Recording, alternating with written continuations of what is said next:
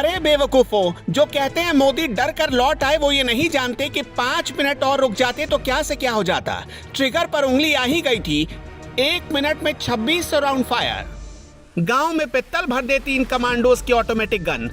प्रदर्शन जीवी के सिर से पांव तक इतने छेद हो जाते कि कंफ्यूज हो जाते सांस कहां से ले, और बाकी तो आप खुद ही समझदार हैं।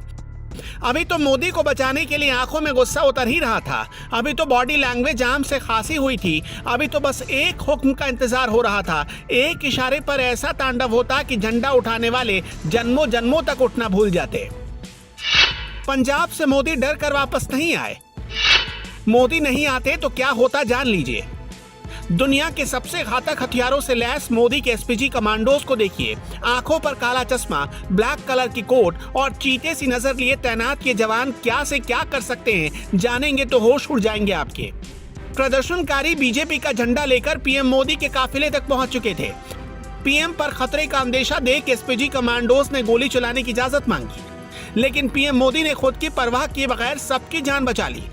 नहीं तो एक इशारा मिलता और फिर उसके बाद फिल्मों में जो सीन देखते हैं ना आप, वो मंजर आपकी आंखों के सामने होता। अगर आप सोच रहे हैं कि 2-4 एसपीजी के जवान ही तो खड़े हैं, ये क्या बिगाड़ लेते, अरे ये 2-4 ही 2-4 हजार को निपटाने की हैसियत रखते हैं। ये माँ की कोख से पैदा होते ही मौत से दोस्ती कर बैठने वाले लोग होते हैं। एसपीजी के ऑफिसर्स को वर्ल्ड क्लास ट्रेनिंग से गुजरना पड़ता है। ये वही ट्रेनिंग है जो United state secret service agents को दी जाती है।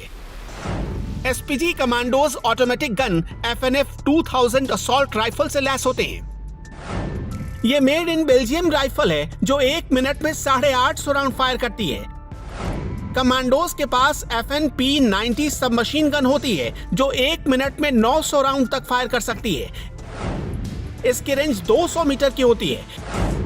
इन कमांडोज के पास FN SCAR H assault rifle होते हैं। ये 1 मिनट में 850 राउंड फायर कर सकते हैं और इनकी रेंज 400 मीटर की होती है।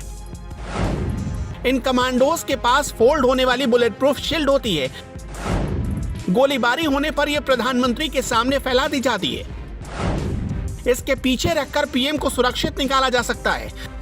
कमांडोज के पास ग्लोक 17 नाम की एक पिस्टल होती है। ये एक light weight bullet proof jacket पहनते हैं जो 10 मीटर दूर से AK-47 से चलाई गई 7.62 कैलिबर की गोली को भी झेल सकती है। इसका मतलब हुआ कि पीएम मोदी को एक खरोच भी नहीं आने वाली थी, लेकिन उनको छूने की गुस्ताखी करने वाला जिंदा भी बचता या नहीं, इसकी गारंटी नहीं थी।